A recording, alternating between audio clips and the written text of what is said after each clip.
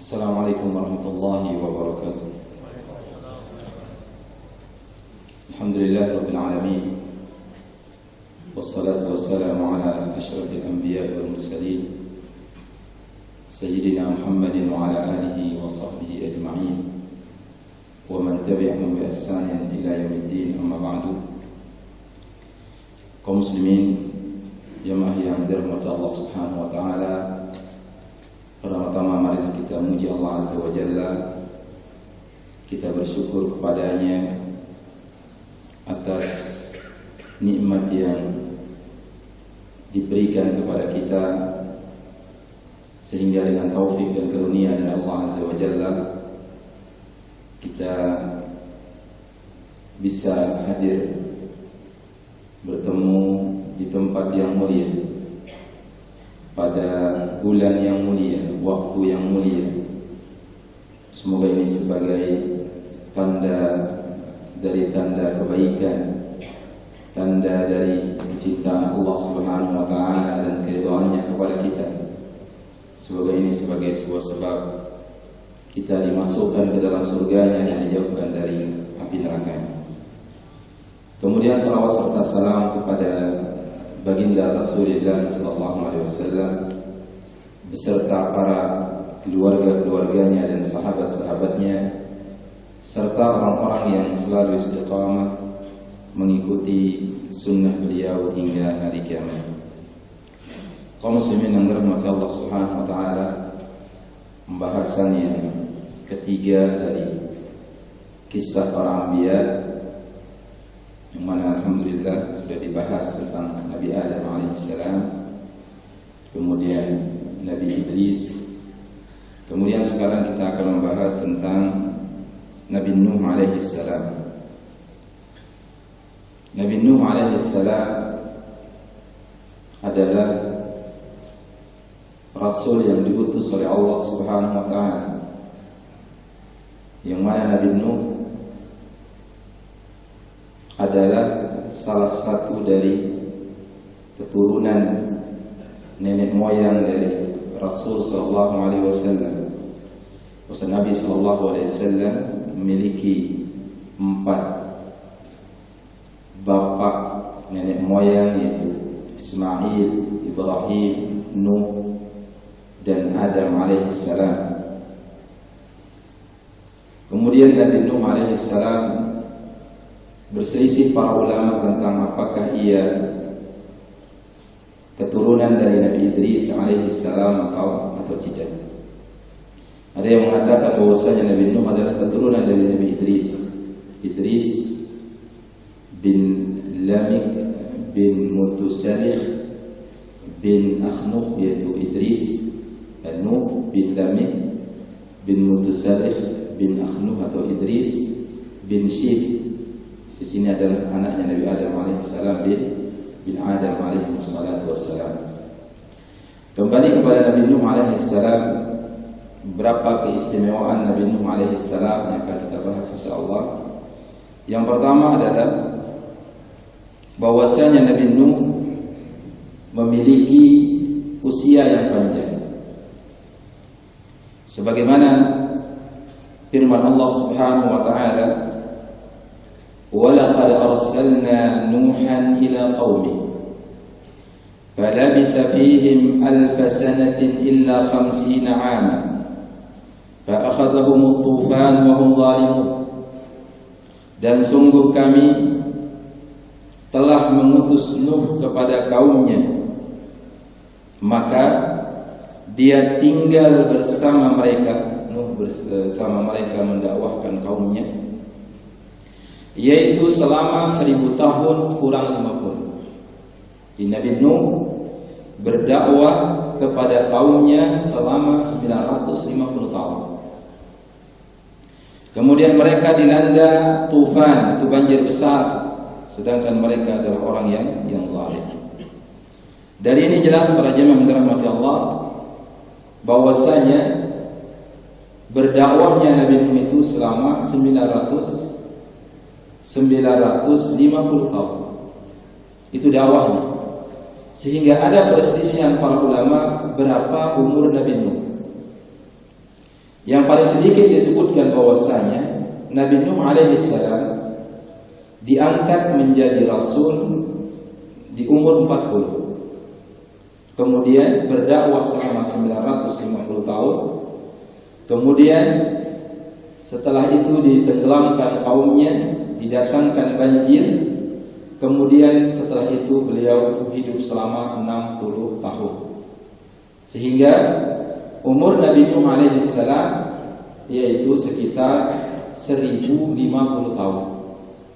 Ini salah satu pendapat para ulama.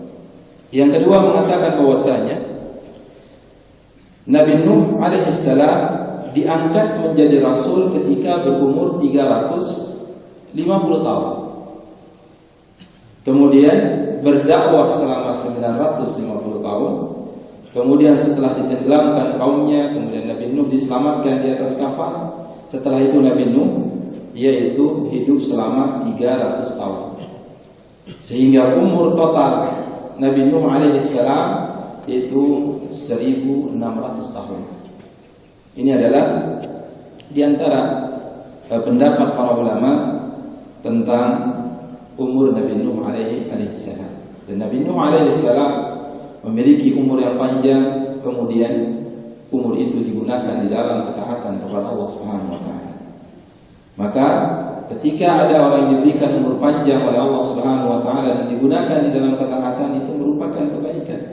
Yaitu orang yang terbaik adalah orang yang man tala umruhu wa hasuna amal. Itu orang yang panjang umurnya dan baik amalnya. Jadi inti dari semua ini adalah amal ketaatan. Para jemaah yang dirahmati Allah, bisa jadi orang diberikan umur yang pendek oleh Allah Subhanahu wa taala namun ia memiliki amalan yang dalam, maka Allah Subhanahu wa taala memberikan kemuliaan kepadanya sebagaimana Sa'ad bin Mu'adz. Ia masuk Islam dalam umur 30 tahun, kemudian meninggal dalam umur 38 tahun. Ia berislam selama 8 tahun, namun ketika meninggal ihtazza arsyur rahman, goncang arsy Allah Subhanahu wa taala. Ini dia kaum muslimin yang dirahmati Allah, keistimewaan pertama yang dimiliki oleh Nabi Nuh alaihissalam. Kemudian keistimewaan kedua yang dimiliki oleh Nabi Nuh alaihissalam adalah bahwasanya Nabi Nuh alaihissalam adalah Abul Bashar Ats-Tsani. Bahwasanya Nabi Nuh alaihissalam bapak manusia yang kedua.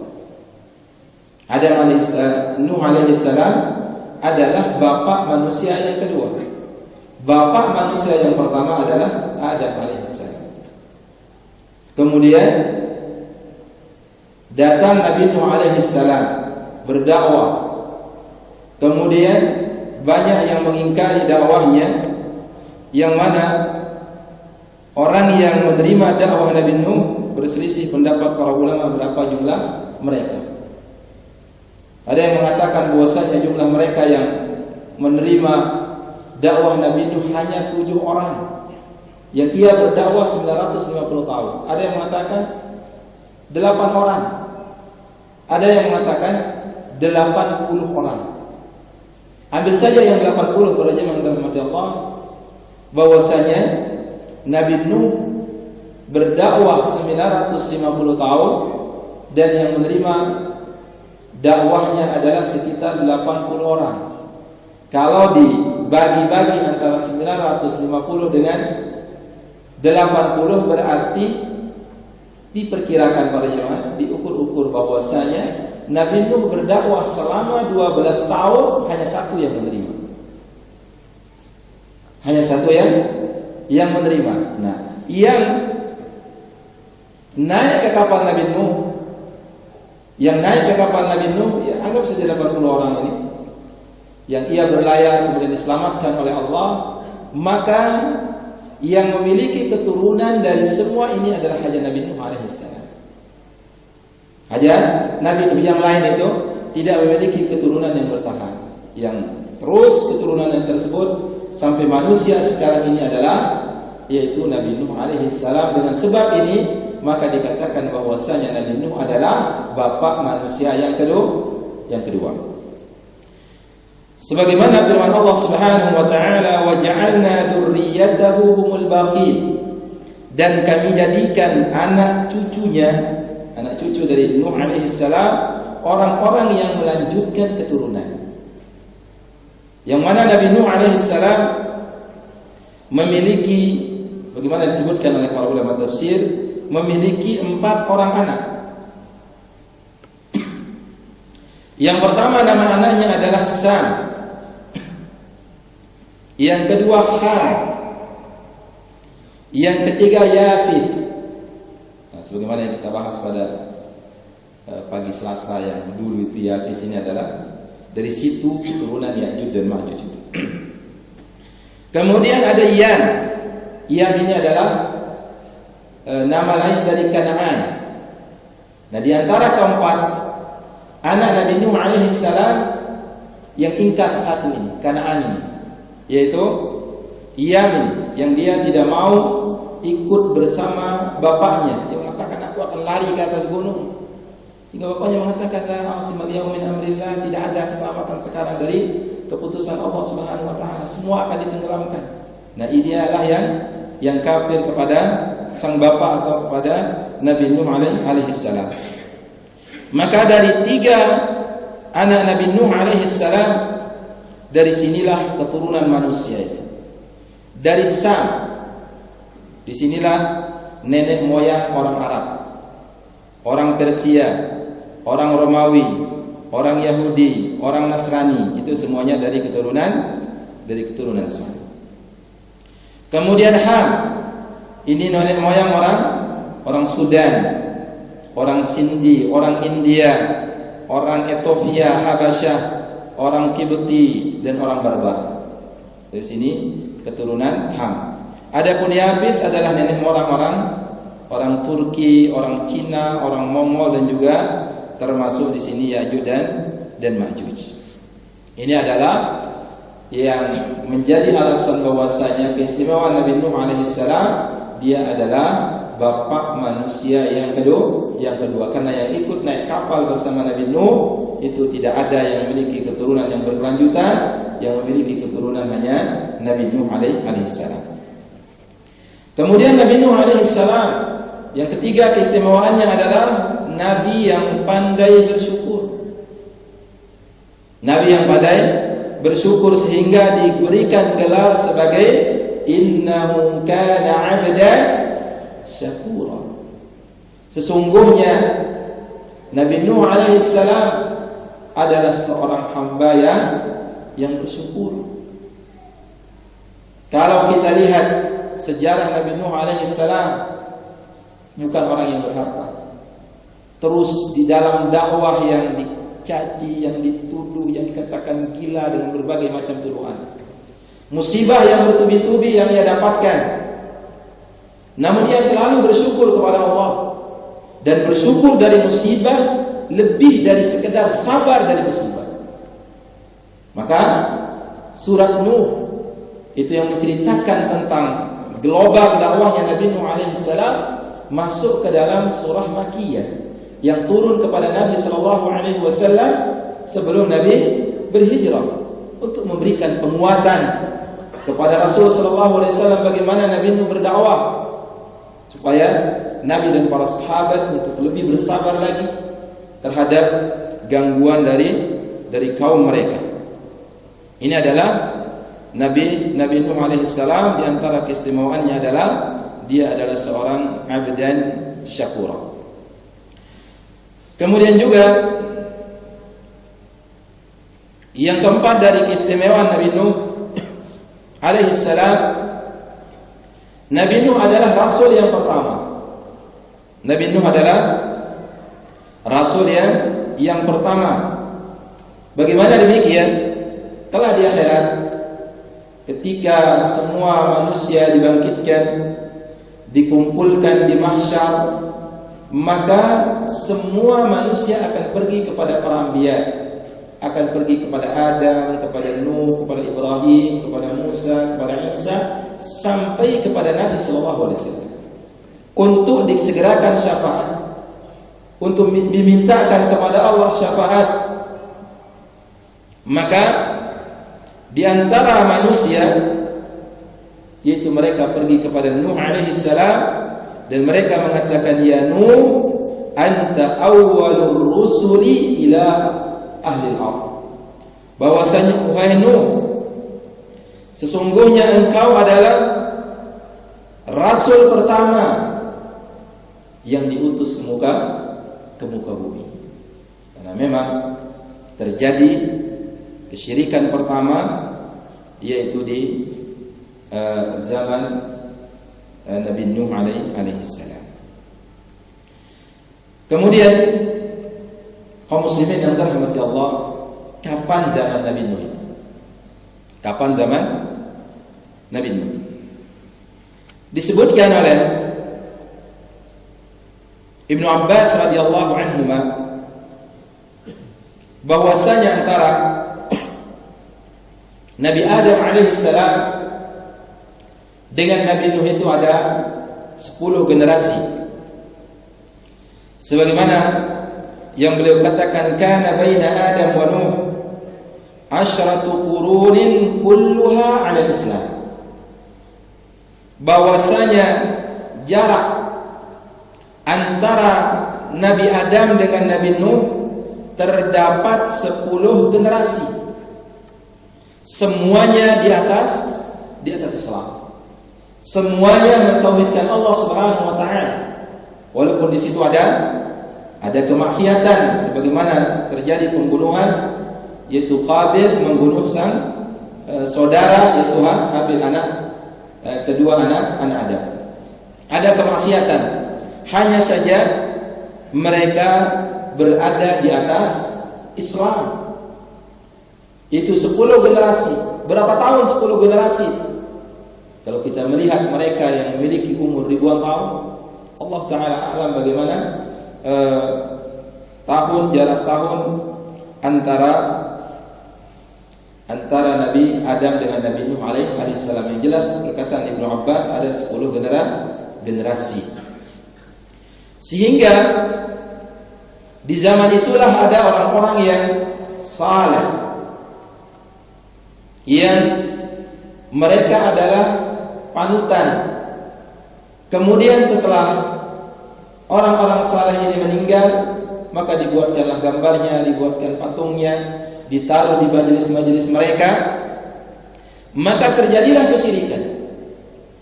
Maka ketika ilmu sudah dilupakan, maka setan membisikkan kepada mereka ini, inilah yang disembah oleh nenek moyang kalian. Dan itu terjadi proses yang lama.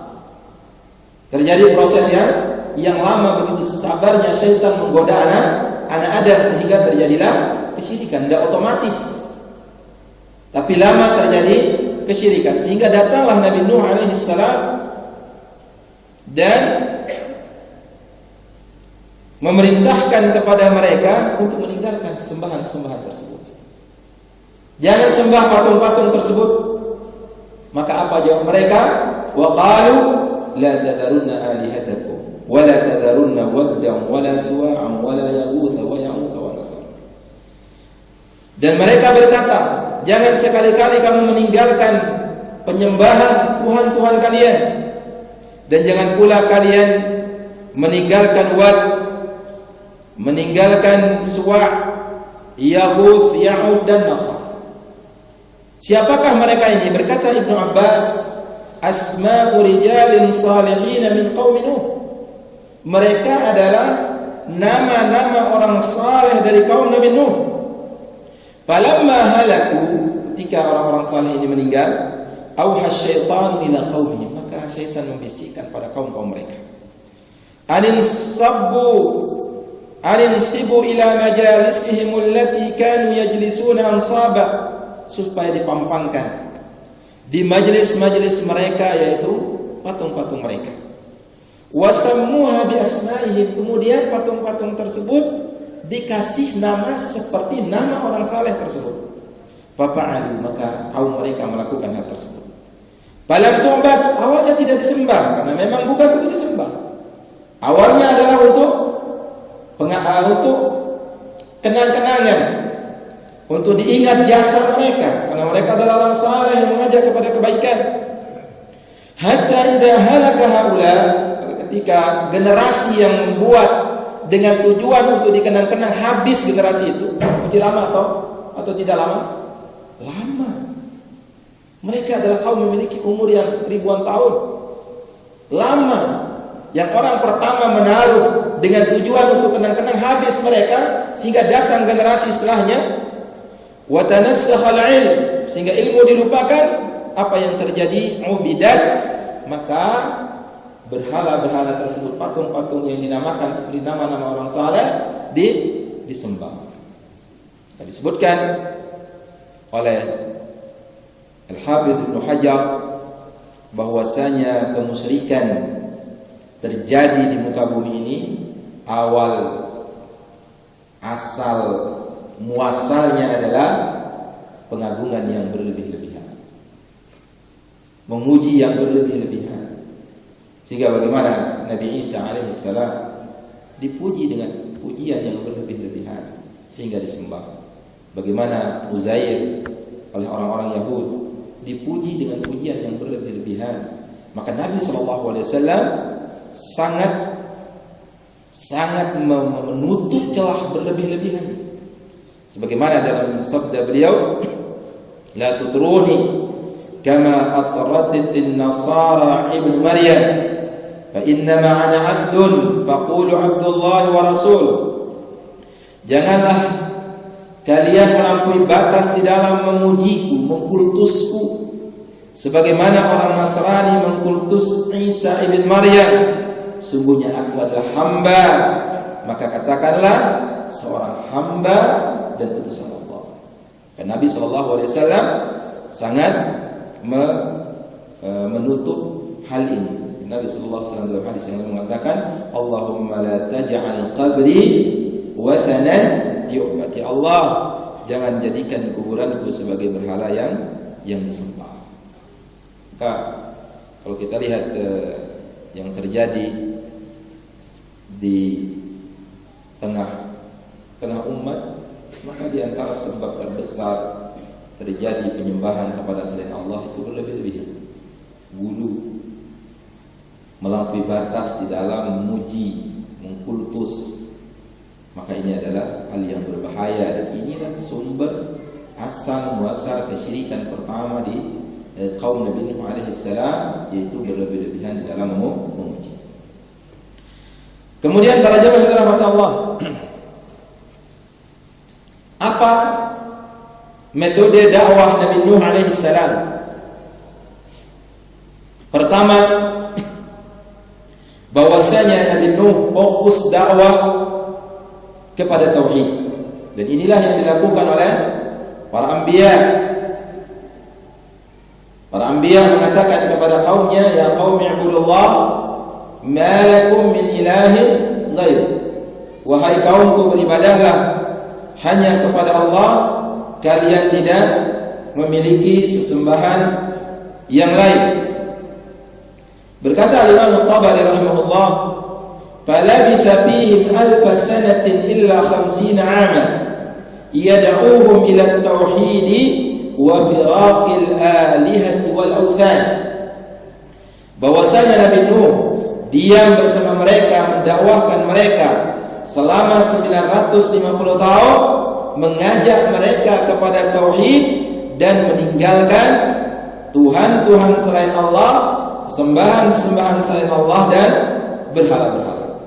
Ini adalah metode pertama dakwahnya Nabi Nuh alaihissalam, yaitu fokus dakwahnya kepada tauhid.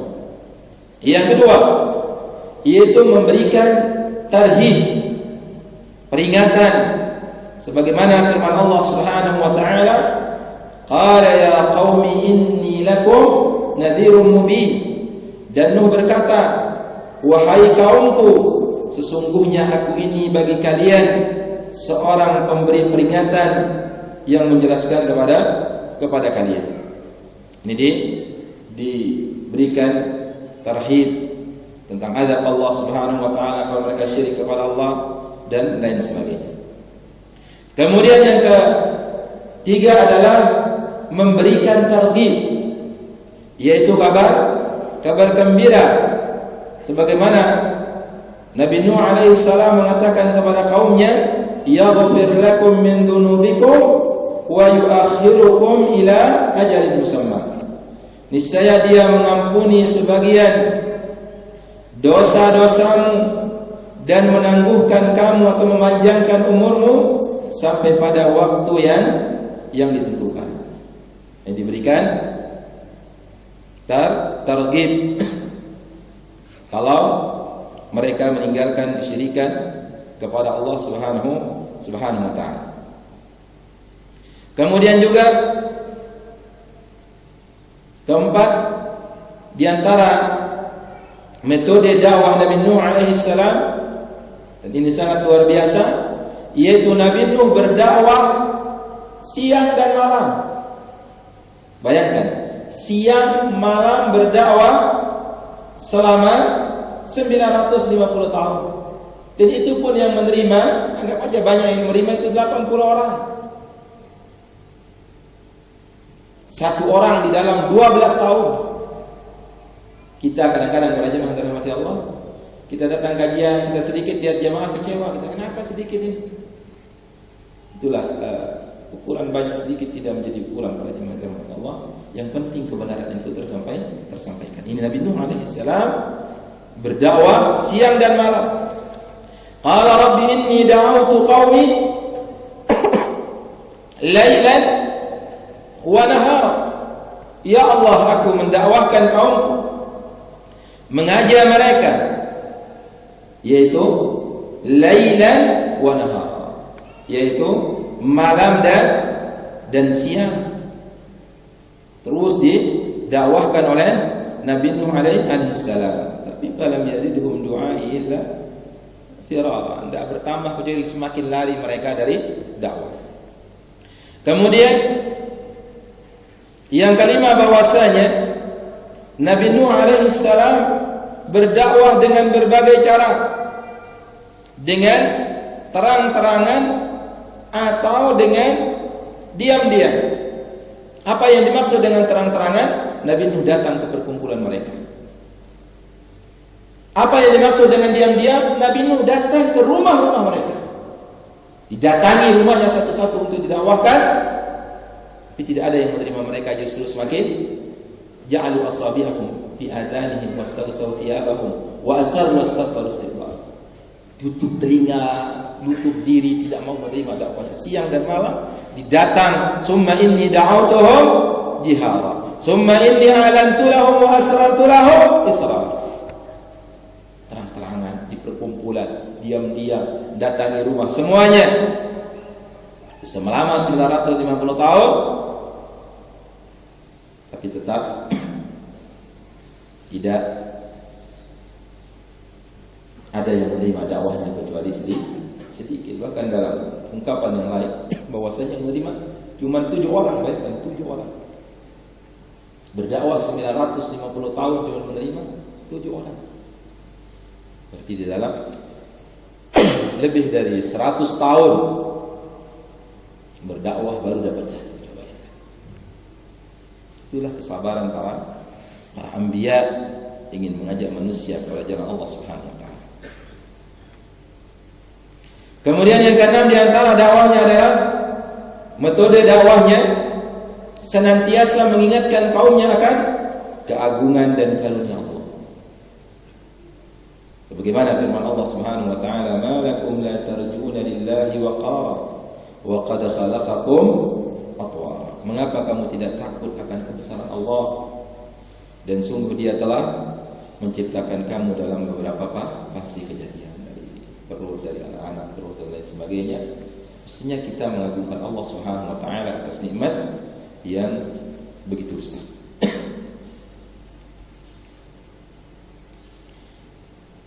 Kemudian itu dia metode dakwah. Kemudian sikap sekarang. Sikap kaum Nabi Nuh terhadap Nabi Nuh alaihi salam. Pertama, mereka menjauhi Nabi Nuh, menutup telinga dan menutup kepala untuk menghindari dakwahnya. Falam yazidhum du'ai illa firara. Tetapi seruanku itu tidak menambah iman mereka, justru mereka semakin lagi. Ini sikap. Kemudian di antara sikapnya adalah menuduh Nabi Nuh dengan berbagai fitnah.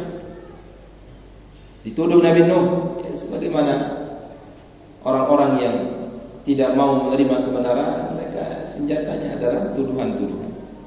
Maka di antara tuduhannya adalah menuduh Nabi Nuh dalam kesesatan yang nyata. Kemudian juga menuduh Nabi Nuh alaihissalam sebagai orang yang gila. Kadzabat qablahum qaum Nuh fakadzabu 'abdana wa qalu majnunun wazdujir.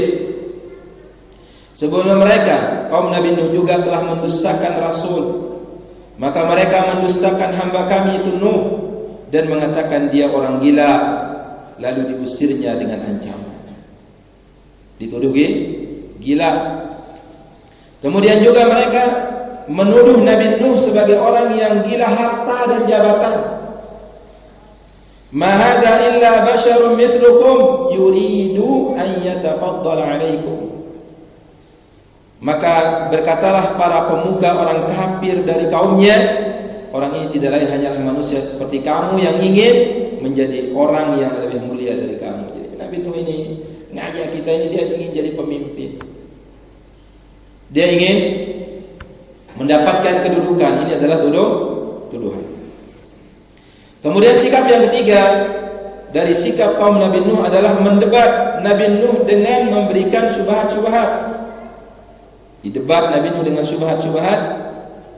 Di antaranya adalah tidak ada bedanya antara Nabi Nuh dengan mereka, karena sama-sama manusia.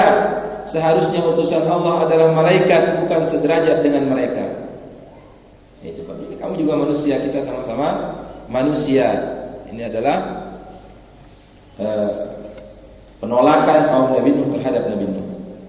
Kemudian juga mereka menuduh tidak mungkin dakwah yang benar.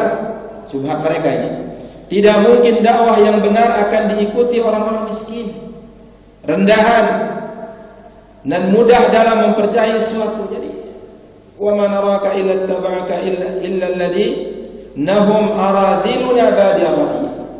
Dan kami tidak melihat orang yang mengikuti engkau hai Nuh, melainkan orang yang hina dina di antara kami yang badi'ai, akalnya rendah, cepat percaya. Jadi tuduh pengikut Nabi Nuh orang yang rendahan. Ini adalah subhat yang mereka lontarkan. Kemudian penolakan yang keempat adalah memberikan berbagai persyaratan yang nyeleneh. Diberikan Nabi Nuh alaihi salam persyaratan yang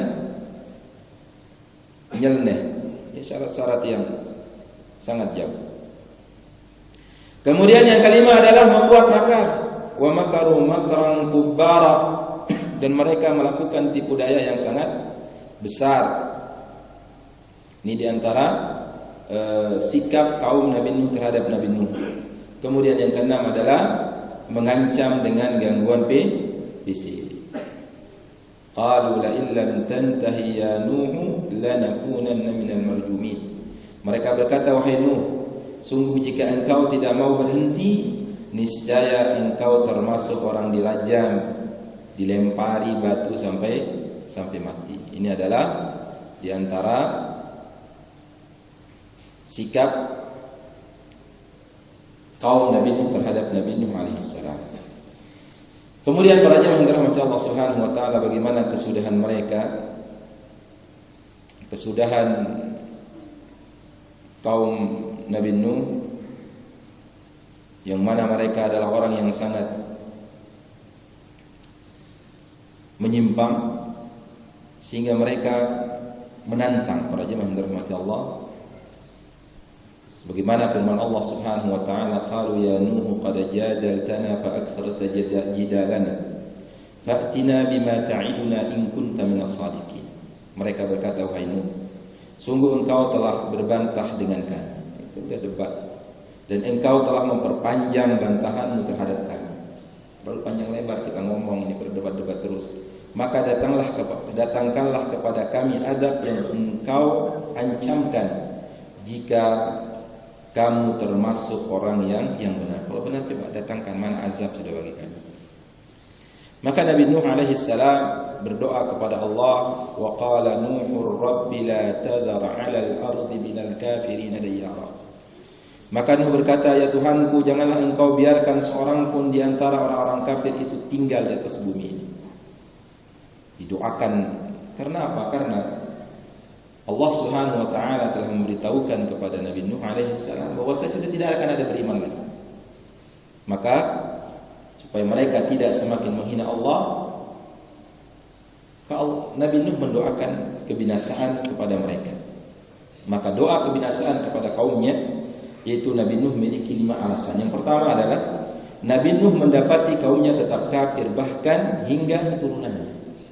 Orang-orang ini akan kafir hingga keturunannya. Yang kedua, Allah telah mengabarkan bahwa kaumnya tidak akan beriman kecuali yang telah beriman sebelumnya. Jadi ini saja sudah yang beriman wahai Nabi Nuh, yang ini sudah tidak beriman.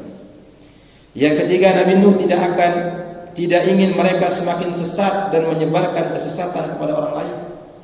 Nabi Nuh tidak ingin orang-orang kafir ini menggoda-goda yang beriman, nanti balik dia lagi. Kemudian yang keempat, Nabi Nuh tidak ingin pengikutnya yang telah beriman berpaling darinya dan mengikuti jalan orang-orang fajir dan kafir, sebagaimana disebutkan tadi. Kemudian yang kelima, Nabi Nuh tidak rela terus-menerus menyaksikan dan mendengar Allah dihina serta disekutukan oleh kaumnya. Maka Nabi Nuh alaihi salam berdoa kepada Allah Subhanahu wa taala, la tadhar 'ala al-ardi minal kafirina dayyar. Jangan engkau sisakan orang-orang kafir tinggal di muka bumi ini. Maka Allah Subhanahu wa taala memerintahkan Nabi Nuh untuk membuat kapal. Wasna'il fulka bi'ayunina wa wahyina wa la tukhatibni fil ladina zalamu innahum mughraqun. Dan buatlah bahtera itu dengan pengawasan dan petunjuk wahyu kami. Jadi pembuat kapal itu adalah atas dasar petunjuk dari Allah, dan janganlah kamu biarkan dengan aku tentang orang-orang yang zalim itu, dan janganlah kamu bicarakan dengan aku tentang orang-orang yang zalim itu, sungguh mereka itu akan ditenggelamkan. Maka Nabi Nuh mulai membuat kapal. Buat kapalnya itu sekitar 200 tahun. Dari ditanam pohonnya sampai ditebang itu 100 tahun. Buat kapalnya itu 100 tahun. Dan di pembuatan kapal itu disitulah ejekan semuanya, karena buat kapalnya di darat. Buat kapalnya di darat, sehingga setiap mereka lewat tidak ada ejek-ejekan. Ini sudah jadi dai, berubah jadi tukang kayu dan lain sebagainya. Tuduhan-tuduhan sangat luar biasa. Jadi pembuat kapal itu 100 tahun menanam pohon dan menebangnya, serta 100 tahun untuk mengerjakannya sebagaimana disebutkan oleh para ulama tafsir. Jadi tidak cepat buat kapalnya, 200 tahun persiapannya. Kemudian turunnya adab pada jemaah yang dirahmati Allah. Fafatahna abwabas sama bima'in munhamir wa fajjarna al-ardha 'uyunan faltaqal ma'u 'ala amrin qad qudir. Maka kami bukakan pintu-pintu langit dengan menurunkan air yang tercurah, dan kami jadikan bumi memancarkan mata air, maka bertemulah air-air itu untuk suatu urusan yang sungguh telah ditetapkan. Jadi dari bawah air keluar dari tanah, dari atas juga demikian, bahkan dari tungku api pun keluar air. Sebagaimana firman Allah Subhanahu wa taala, hatta idza jaa amruna wa farat an-nur qul nahmil fiha min kulli zawjayn ithnayn wa ahlaka illa man sabaqa alaihi al-qawlu wa man amana wa ma amana ma'ahu illa qalil.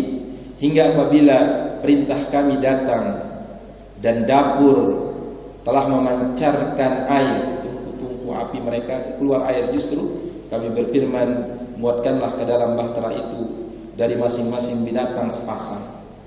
Bayangkan, naikkan binatang, kapal besar, dibuatnya hanya 100 tahun, dan keluargamu kecuali orang yang telah terdahulu ketetapan terhadapnya, maka muatkan pula orang-orang yang beriman dan tidak beriman bersama dengan Nuh itu kecuali sedikit yang beriman. Para jemaah yang dirahmati Allah Subhanahu wa taala.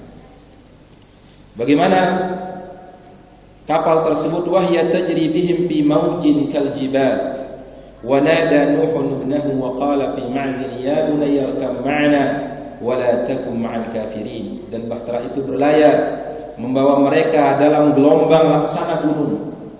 Dan Nuh memanggil anaknya, sedang anak itu berada di tempat yang jauh terpencil. Hai anakku Nailah, bersama kami dan janganlah kamu bersama orang-orang yang kafir. Nuh masih memiliki harapan terhadap anaknya. Ini adalah kasih sayang seorang ayah terhadap anak. Tetap dipanggil, tapi anaknya Kan'an membangkang, tidak mau naik. Bahkan dia mengatakan, waqala sa'awi ila jabalin ya'simuni minal ma', qala la 'asima al-yawma min amrillah illa man rahim wa hala bainahuma al-mawj fa kana minal mughraqin. Anaknya menjawab, aku akan mencari perlindungan ke gunung yang dapat menyelamatkanku dari air bah. Nuh berkata, tidak ada yang melindungi hari ini dari azab Allah selain Allah yang Maha Penyayang, dan gelombang menjadi penghalang antara keduanya. Maka jadilah anak itu termasuk orang-orang yang ditenggelamkan. Mereka ditenggelamkan. Mimma khati'atihim ughriqu fa udkhilu nar. Karena disebabkan kesalahan-kesalahan mereka ditenggelamkan di dunia lalu dimasukkan ke neraka. Ini dua tafsiran para imam dirahmati Allah. Sebagian para ulama mengatakan jadi orang-orang yang ditenggelamkan ini di dalam air dan akan disiksa langsung ke neraka jahanam. Kemudian yang lain mengatakan bahwasanya mereka ini ditenggelamkan, kemudian mereka mendapatkan azab kubur, yang mereka mendapatkan api. Bagaimana disebutkan, sebagian ulama lainnya berpendapat bahwa ini terkait api ini bukan azab kubur. Yang kedua, ini adalah bukan azab kubur. Mereka menjelaskan ketika Allah menenggelamkan mereka dalam banjir yang sangat dahsyat, Allah juga membakar mereka dalam air tersebut. Ditenggelamkan dalam air, dibakar juga di air itu para jemaah dirahmati Allah. Yang pertama diadab di dalam kubur dengan api dan neraka jahanam. Yang kedua adalah di dalam air. Di dunia itu sudah selain air ada api juga. Ini diantara tafsiran para ulama. Maka setelah banjir para jemaah yang dirahmati Allah, wa qila ya ardu bla'i ma'aki wa ya sama'u aqligi wa qida al-ma'u wa qudiya al-amru wastawat 'ala al-judi wa qila bu'dan lil qaumil zalimin. Dan difirmankan, wahai bumi, telanlah airmu, dan wahai langit, hujan berhentilah, dan air pun disurutkan, dan perintah pun diselesaikan, dan bahtera itu pun berlabuh di atas bukit Judi, dan dikatakan binasalah orang-orang yang zalim. Terkait tentang bukit Judi ini, ada yang mengatakan dia di Jazirah Arab, ada yang mengatakan dia di Mosul, di Irak sana. Allah Ta'ala alam di mana dia bukit Judi ini. Kemudian setelah itu Nabi Nuh berdoa kepada Allah, memohon. Faqala rabbi inna ibni min ahli wa inna wa'dakal haqq wa anta ahkamul hakimin. Ya Allah Tuhanku, sungguhnya anakku termasuk keluargaku, dan sungguhnya janji engkau pasti benar, engkau adalah hakim yang paling adil. Nabi Nuh masih berdoa kepada Allah supaya anaknya diselamatkan. Walaupun tidak naik, ya, ingin diselamatkan oleh Allah Subhanahu wa taala, ingin ia berdoa kepada Allah. Namun apa jawaban Allah Subhanahu wa taala? Qala ya Nuh innahu laysa min ahlik. Allah berfirman, hai Nuh, sungguhnya dia bukanlah termasuk keluargamu. Innahu amalun ghairu salih, karena sungguhnya dia melakukan perbuatan yang tidak baik. Fala tas'alni ma laysa laka bihi ilm. Janganlah engkau memohon kepadaku sesuatu yang kamu tidak mengetahui hakikatnya. Inni a'idzuka an takuna minal jahilin. Sungguhnya aku memperingatkan kepadamu supaya kamu jangan termasuk orang-orang yang tidak berpengetahuan. Kemudian dia mengatakan, berdoa, qala rabbi inni a'udzubika an as'alaka ma laysa li bihi ilm wa illa taghfirli wa tarhamni akun minal khasirin. Nuh berkata, ya Tuhanku, sungguhnya aku berlindung kepada engkau dari memohon kepada engkau sesuatu yang aku tiada mengetahui hakikatnya, dan sekiranya engkau tidak memberi ampun kepadaku dan tidak menaruh belas kasih kepadaku, niscaya aku akan termasuk orang-orang yang merugi. Maka itu dia para jemaah rahmat Allah Subhanahu wa taala, sehingga Nabi Nuh alaihi salam berdoa kepada Allah, Rabbi ghfirli wa liwalidayya wa liman dakhala baitiya mu'minan wa lil mu'minina wal mu'minat wa la tazididz zalimina illa tabara. Ya Tuhanku, ampunilah aku, ibu bapakku. Ibu bapak Nabi Nuh adalah Islam. Dan siapapun yang memasuki rumahku dengan beriman, semua orang yang beriman, baik laki-laki maupun perempuan, dan janganlah engkau tambahkan bagi orang-orang yang zalim itu selain kehancuran. Ini dia kaum muslimin yang dirahmati Allah Subhanahu wa taala, berkaitan dengan kisah Nabi Nuh alaihi salam, yang di dalamnya terdapat pelajaran yang sangat banyak yang harus kita ambil, bahwasanya keselamatan itu hanya bagi orang-orang yang beriman, yang mengikuti para anbiya, dan kebinasaan dan kecelakaan adalah orang yang membangkang dari ajakan dakwah para rasul. Kita cukupkan pada jemaah Allah. Terima kasih atas segala perhatian, mohon segala kurang khilafan. Wassalamualaikum warahmatullahi wabarakatuh. Assalamualaikum warahmatullahi wabarakatuh.